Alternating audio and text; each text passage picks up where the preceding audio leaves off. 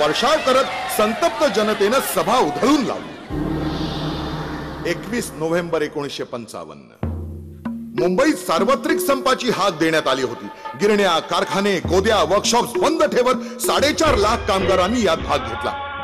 त्रिराज्य योजना मोडून काढण्यासाठी सेनापती बापट यांच्या नेतृत्वाखाली एक विराट मोर्चा निघाला होता. मोर्चा फाउंटनच्या दिशेने येताच पोलिसांचा चौफेर लाठी हल्ला सुरू झाला. जमाव पांगत नाही हे पाहून अश्रुधुराच्या नळकांड्या फोडण्यात आल्या. निशस्त्र आंदोलनकर्त्यांवर बंदुकीच्या फैरी झाडल्या गेल्या. शेवटी पहिल्या 15 जणांचा बळी घेत 300हून अधिक जखमींचं रक्त सांडत या चळवळीचं रक्तरंजित पर्व अशा निर्घृण पद्धतीने सुरू झालं. 15 जानेवारी 1956 पंतप्रधानांनी केंद्र सरकारचा अमंगल निर्णय नभोवाणीवरून साऱ्या देशाला ऐकवला. विदर्भासह महाराष्ट्र आणि कच्छसह गुजरात अशी 2 स्वतंत्र राज्य जाहीर करून मुंबई केंद्र शासित केली गेली.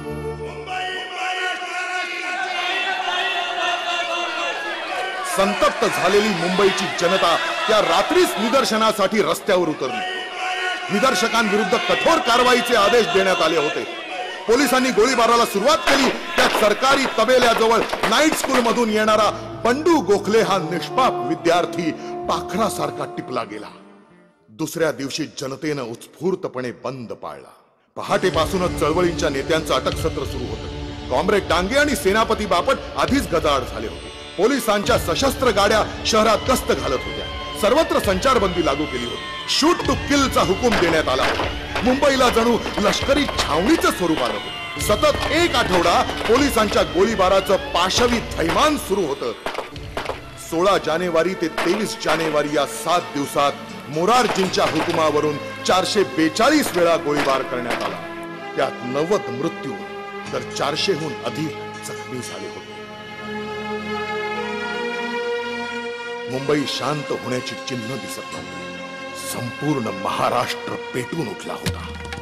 या आंदोलनाचं रौद्र स्वरूप पाहून महाराष्ट्र काँग्रेसचे नेते हादरून गेले. विधानसभेत या गोळीबाराच्या चौकशीची मागणी सुद्धा हुकुमशहा मोरारजींनी फेटाळून लावली. स्वातंत्र्य मिळून अवघी 9 वर्ष होत नाहीत तोच एवढं भयंकर क्रौर्य मराठी भूमिपुत्रांच्या वाट्याला आलं. ऐनवेळी परिषद बरखास्त करून शंकरराव देवांनी चळवळीतून माघार घेताच लढा पुढे चालू ठेवण्यासाठी SM जोशी यांच्या नेतृत्वाखाली संयुक्त महाराष्ट्र समिती उदयाला आली. मुंबईतल्या गोळीबाराचे पडसाद दिल्लीतही उमटले. अर्थमंत्री चिंतामणराव देशमुख यांनी मुंबई केंद्र शासित करण्याच्या विरोधात आपल्या मंत्रीपदाचा राजीनामा दिला. लोकसभेत नागरी स्वातंत्र्याची गळचेपी करणारे तुम्ही एक हुकुमशहा आहात अशी मर्मभेदी तोफ डागत नेहरूंसह साऱ्या सभागृहाला त्यांनी अचंबित करून सोडलं. या प्रसंगानं लक्षावधी मराठी जनतेत क्रांतीचं स्फुल्लिंग चेतवलं.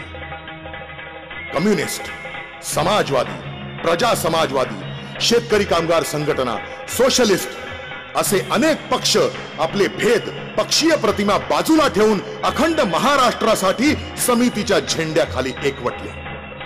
या लढ्यात तरुणांनी तर आहुत्या दिल्याच, पण अहिल्या रांगणेकर, विमल रणदिवे, गोदावरी परुळेकर, कॉम्रेड तारा रेड्डी अशा अनेक महिलांनी या लढ्याचं नेतृत्व करत गोळीबार, तुरुंगवास कशाचीही तमा बाळगली नाही. एकीकडे आचार्य अत्रे आपल्या घणाघाती भाषणांनी सरकारवर प्रहार करत होते, तर बाळासाहेब ठाकरे मावळा या नावानं व्यंगचित्र काढून सरकारची व्यंग लोकांसमोर आणत होते. 27 जुलै 1956 जय महाराष्ट्र 2000 मराठी भूमिपुत्रांनी थेट संसदेवर धडक दिली.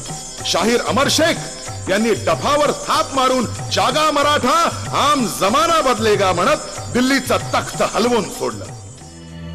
शेवटी केंद्र शासित मुंबईचा निर्णय सरकारला गुंडाळून ठेवावा लागला. पण संघर्ष अजूनही संपला नव्हता. ऑक्टोबर 1956 लोकसभेतील बहुमताच्या बळावर मुंबईसह महाराष्ट्र आणि कच्छ सौराष्ट्रसह गुजरात असे एकत्र आणून नेहरूंनी द्विभाषिक राज्य लादलं. या नव्या राज्याला मुंबई राज्य असं नाव देऊन महाराष्ट्र ही अक्षरच पुसून टाकण्याचा डाव होता.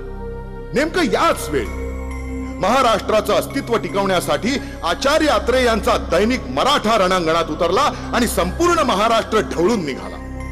परिणामी मार्च 1957च्या विधानसभेच्या निवडणुकीत काँग्रेसचं पानिपत करून समितीने आपल्या विजयाचे चौघडे वाजवले। मुंबईसह संयुक्त महाराष्ट्र होणार असा संकेत देत मुंबई महानगरपालिकेवरही आपला ध्वज फडकावला। 30 नोव्हेंबर 1957 प्रतापगडावर शिवाजी महाराजांच्या अश्वारूढ पुतळ्याचं अनावरण पंडित नेहरूंच्या हस्ते होणार होतं। महाद्विभाषिकांच्या विरोधात लोकशाहीर अण्णाभाऊ साठे, क्रांतिसिंह नाना पाटील, आचार्य अत्रे, एस.एन. जोशी, कॉम्रेड डांगे, सेनापती बापट, प्रबोधनकार ठाकरे, कॉम्रेड मिरजकर, दादासाहेब गायकवाड, गुलाबराव गणाचार्य अशी 52 कशी नेतृत्वाची फळी। 2 कौड़ी के मोल मराठा बिकने को तैयार नहीं अशा आविर्भावात काळे झेंडे घेऊन उभी ठाकल्यावर कोणाची विषाद उरली आहे?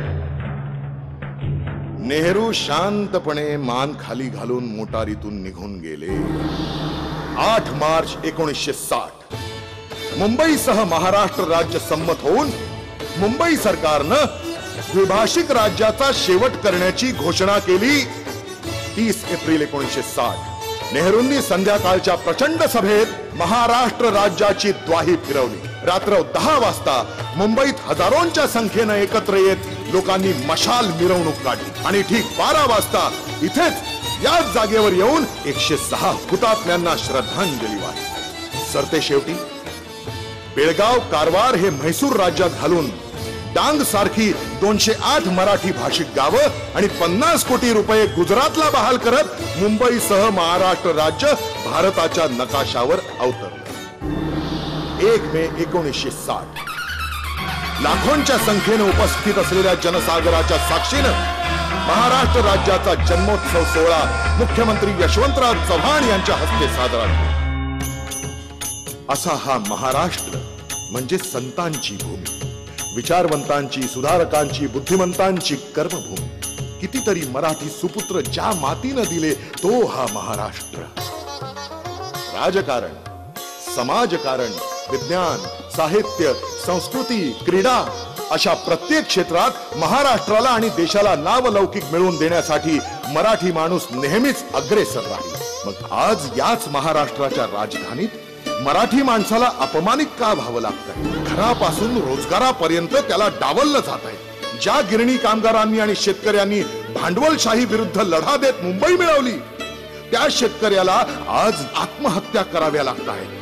गिरण्यांच्या जागी हायफाय मॉल उभे राहून गिरणी कामगार देशोधडीला लागलाय। ज्या शिवतीर्थानं महाराष्ट्र राज्य निर्मितीचा सोहळा पाहिला त्याच शिवतीर्थावर लालू, मुलायम सारखे उपरे येऊन मराठी माणसाला आव्हान देतात आणि स्वतःला मराठी म्हणवणारे आपले राजकारणी वेग